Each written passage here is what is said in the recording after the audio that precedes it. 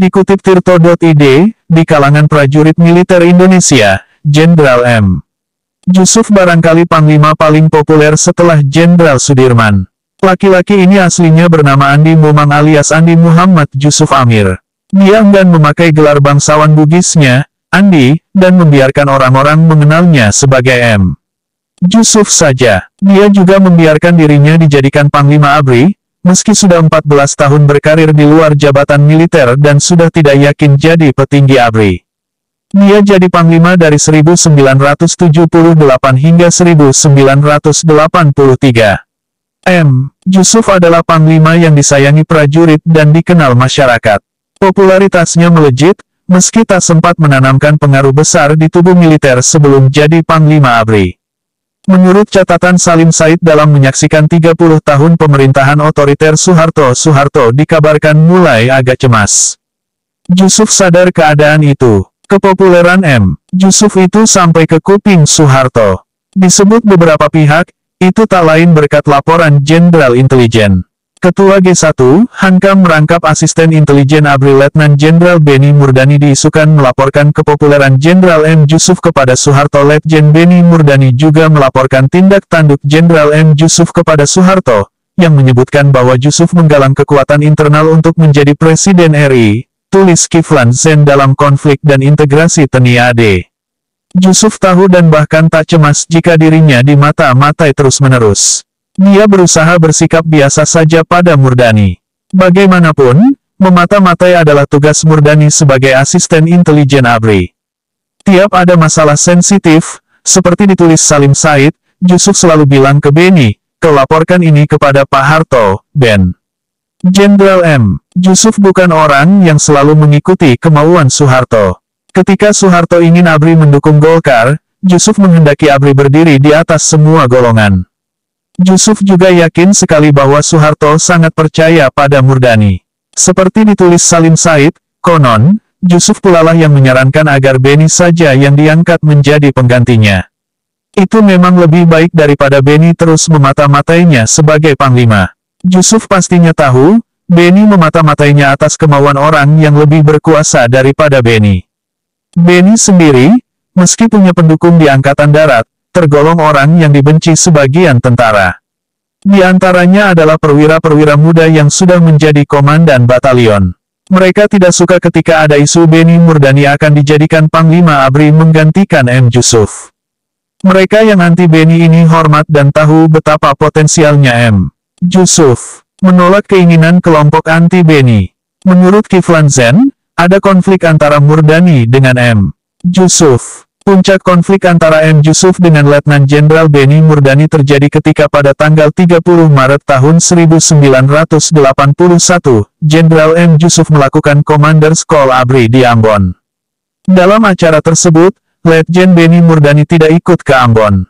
Bertepatan dengan acara tersebut terjadi peristiwa pembajakan pesawat Garuda Woyla di Bangkok oleh kelompok Imron yang bersimpati pada perjuangan Islam. Letjen Beni Murdani langsung mengatasi pembajakan itu sendiri tanpa kendali dari Jenderal M. Jusuf.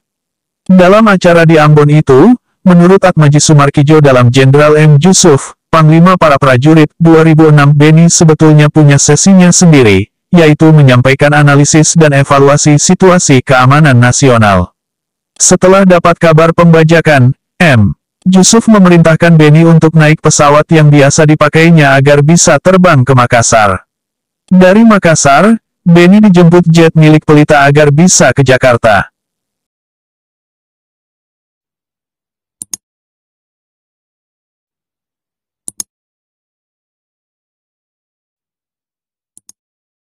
Mereka yang tidak suka kepada Beni lalu menghubungi M. Jusuf ketika akan diberhentikan sebagai Panglima ABRI. Parahnya lagi, sudah sampai isu di kelompok anti-Beni bahwa Beni adalah pengganti daripada M. Jusuf. Para perwira muda itu sulit menerima kenyataan bahwa orang yang dibenci akan jadi bos besar mereka. Akhirnya, lewat seorang perwira paling berpengaruh di antara mereka, sebuah surat kaleng bertanggal 26 Februari tahun 1983 dilayangkan kepada M. Jusuf. Isi surat kaleng itu mencirikan si pengirim adalah orang bersemangat tinggi dan kebelet untuk melakukan gerakan yang dianggap sangat penting dan harus segera dilakukan. Bunyi surat kaleng itu adalah, Bapak yang tercinta, saat ini adalah detik-detik bersejarah. Bapak terpanggil untuk menyelamatkan negara. Bapak jangan goyah. Demi TNI kita yang tercinta, kalau berdiri teguh sekarang, pasti menang.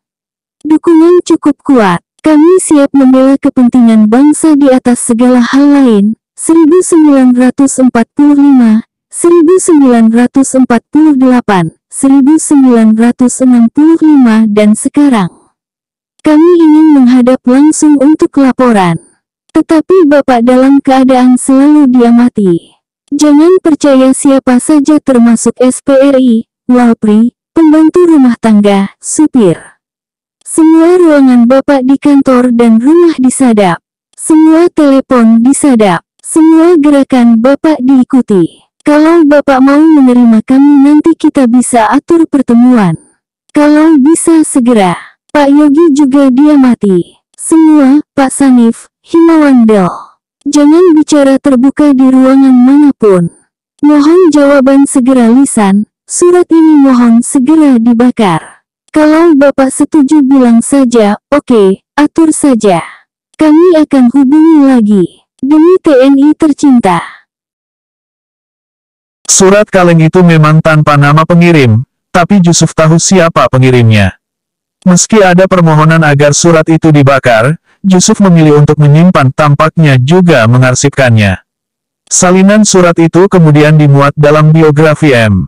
Yusuf karya Atmaji Sumarkijo. M. Yusuf tetap penyimpan rahasia yang baik.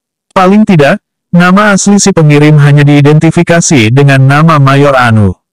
Setelah membaca surat itu, M. Yusuf langsung memanggil perwira itu, memintanya untuk mengatur sebuah pertemuan di daerah Jakarta Timur, kompleks satuan yang cukup besar dan sering ia kunjungi, tulis Atmaji Sumarkijo. M. Yusuf merasa surat itu dikirim Mayor Anu setelah tahu dirinya akan diganti. Rumah M. Yusuf pun disatroni Mayor Anu. Tak lupa segala sudut ruangan diperiksa si Mayor Anu dengan cermat. Memastikan tak ada alat penyadap di sana. Mobil M. Yusuf disiapkan tanpa membawa pengawal dan supir. M. Yusuf lalu mengemudikan sendiri mobilnya. Kau ikuti aku dari belakang saja, perintah M. Yusuf pada Mayor Anu. Sampai ke tempat tujuan, Panglima menemui beberapa perwira menengah yang dikumpulkan Mayor Anu. Mereka kecewa dengan rencana pergantian Panglima. Di situ, M. Yusuf berusaha meredam gejolak para perwira menengah yang usianya tergolong masih muda itu. Ia meminta mereka untuk tetap menjaga disiplin. Sejarah dan budaya TNI tidak mengenal istilah protes, memberontak atau membangkang perintah, tegasnya pada Mayor Anu dan kawan-kawan. M. Yusuf tidak mendukung gerakan para perwira menengah yang masih muda-muda itu. Jika M. Yusuf mau, Beni Murdani bisa saja jadi sasaran penculikan seperti Letnan Jenderal Ahmad Yani dan kawan-kawan di tahun 1965. Tapi Yusuf lebih memilih membiarkan Beni jadi Panglima ABRI menggantikannya. Membela Beni. Maka demikianlah, Beni akhirnya jadi Panglima menggantikan M.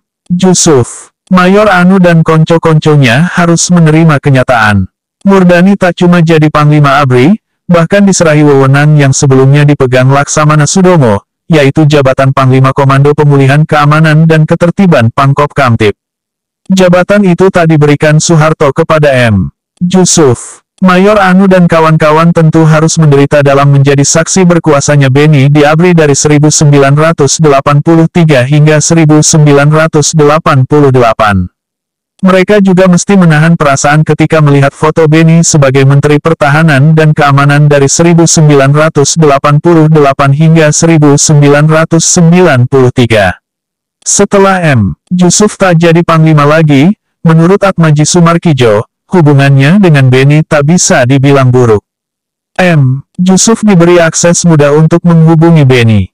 Bahkan, tiap ada kritik kepada Beni di masa tugasnya pada era Soeharto, dia berusaha memberi pengertian yang terkesan membela Beni. Misalnya, ya betul, tetapi itu diperintahkan oleh Presiden. Jelas adanya jika Beni, meski punya kekuatan di masa Orde Baru, adalah orang yang loyal kepada Presiden Soeharto. Beni selalu ikut perintah, termasuk dalam memata-matai dan menganalisis kepopuleran M. Yusuf. Di masa Orde Baru, dalam pikiran dan tindakan Beni murdani, semua demi Pak Harto.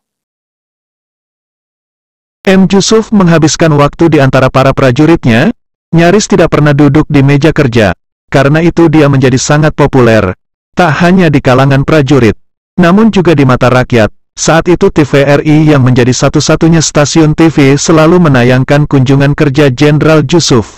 Salah satu putra bangsa terbaik bangsa ini kelahiran Kajuara, Buni Selatan, tanggal 23 Juni tahun 1928, ini meninggal dunia dalam usia 76 tahun di Makassar, tanggal 8 September tahun 2004, pukul 21.35 WITA, dan Indonesia berduka. Mabes TNI dan masyarakat Sulawesi Selatan mengibarkan bendera setengah tiang selama 7 hari. Semoga Allah menempatkan jannah buat Jenderal M. Yusuf. Salam Indonesia Raya ya Allah. Semoga almarhum Jenderal M. Yusuf bisa jadi inspirasi bagi TNI yang masih aktif hingga sekarang ini. Al-Fatihah. Apa komentar pemirsa yang budimana? Kami dari Faktual News 77 akan selalu menyuguhkan informasi sejarah yang bermanfaat.